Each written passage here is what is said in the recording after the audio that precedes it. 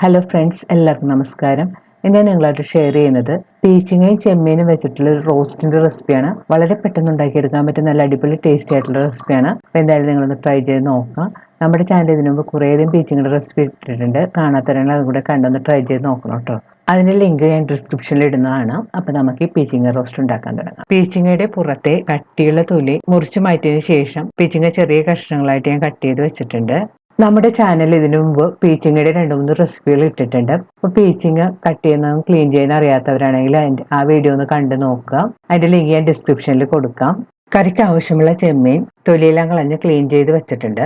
4 പച്ചമുളക് നീളത്തിൽ കീറിയത്, 4 അല്ലി വെളുത്തുള്ളി ചെറുതായിട്ട് കട്ട് ചെയ്തത്, 15 ചെറിയ ഉള്ളി നീളത്തിൽ ചെറുതായിട്ട് അരിഞ്ഞത്, കുറച്ച് കറിവേപ്പില. കറി ഉണ്ടാക്കാനായിട്ട് ഒരു പാൻ ചൂടാക്കാം. പാൻ ചൂടാകുമ്പോൾ ഇതിലേക്ക് 2 ടേബിൾ സ്പൂൺ വെളിച്ചെണ്ണ ഒഴിച്ചു കൊടുക്കാം. വെളിച്ചെണ്ണ ചൂടാകുമ്പോൾ ഇതിലേക്ക് 1/2 ടീസ്പൂൺ കടുക് ഇട്ട് പൊട്ടിക്കണം. കടുക് നല്ലപോലെ പൊട്ടി വരുമ്പോൾ ഇതിലേക്ക് കറിവേപ്പില ഇട്ട് മൂപ്പിക്കാം. ഇനി ഇതിലേക്ക് ഉള്ളിയും വെളുത്തുള്ളിയും പച്ചമുളകും കൂടി ചേർത്ത് കൊടുക്കാം. ഇനി ഒന്ന് നല്ലപോലെ വഴറ്റി കൊടുക്കാം.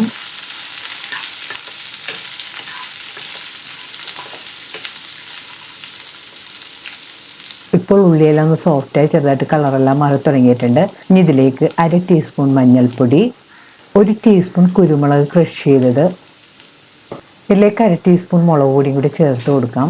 പൊടികളെല്ലാം ചേർത്തതിന് ശേഷം സ്റ്റവ് മീഡിയം ഫ്ലെയിമിൽ വെച്ച് നല്ലപോലെ വഴറ്റി കൊടുക്കാം. പൊടികൾ ചേർത്ത് 2-3 മിനിറ്റ് നല്ലപോലെ വഴറ്റിയതിന് ശേഷം ഇതിലേക്ക് കട്ട് ചെയ്ത് വെച്ചിരിക്കുന്ന പീച്ചിങ്ങ ചേർത്ത് കൊടുക്കാം. ഇനി ഇതിലേക്ക് ക്ലീൻ ചെയ്ത് വെച്ചിരിക്കുന്ന ചെമ്മീനും കൂടെ ചേർത്ത് കൊടുക്കാം. ഇനി ഇതെല്ലാം കൂടെ നല്ലപോലെ മിക്സ് ചെയ്ത് യോജിപ്പിക്കാം. ഇനി ഇതിലേക്ക് പാകത്തിനുള്ള ഉപ്പും കൂടെ ചേർത്ത് നന്നായിട്ട് മിക്സ് ചെയ്ത് കൊടുക്കാം.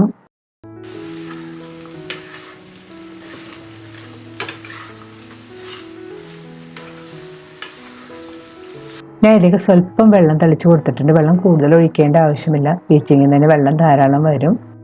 ഇനി പാനൊന്ന് മൂടി വെച്ച് കുറച്ച് സമയം കുക്ക് ചെയ്യാം.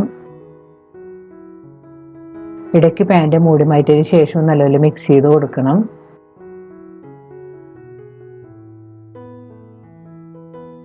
വീണ്ടും പാൻ മൂടി വെച്ച് സ്റ്റവ് ലോ ഫ്ലെയിമിൽ വെച്ചൊരു 10 മിനിറ്റ് കുക്ക് ചെയ്യണം.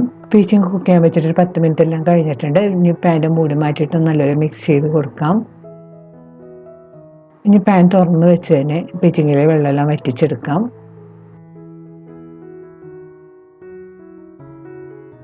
പീച്ചിങ്ങയിലെ വെള്ളമെല്ലാം ഡ്രൈ ആയി വന്നിട്ടുണ്ട്. ഇതിൻ്റെ മുകളിലേക്ക് കുറച്ച് കറിവേപ്പിലയും കൂടെ തൂവി കൊടുക്കാം. വളരെ പെട്ടെന്ന് ഉണ്ടാക്കിയെടുക്കാൻ പറ്റും നല്ല അടിപൊളി ടേസ്റ്റിയുമായി നമ്മുടെ പീച്ചിങ്ങ ചെമ്മീൻ റോസ്റ്റ് റെഡി ആയിട്ടുണ്ട്. അപ്പോൾ എന്തായാലും നിങ്ങളൊന്ന് ട്രൈ ചെയ്ത് നോക്കുക. ട്രൈ ചെയ്ത് നോക്കിയിട്ട് ഞാൻ കമൻറ്റ് ബോക്സിൽ മറക്കരുത്. നിങ്ങളുടെ ഫ്രണ്ട്സായിട്ടൊക്കെ ഷെയർ ചെയ്യാം. വീണ്ടും ഇതുപോലുള്ള സിമ്പിൾ ടേസ്റ്റിയുമായിട്ടുള്ള റെസിപ്പി ആയിട്ട് നമുക്ക് കാണാം. Thank you.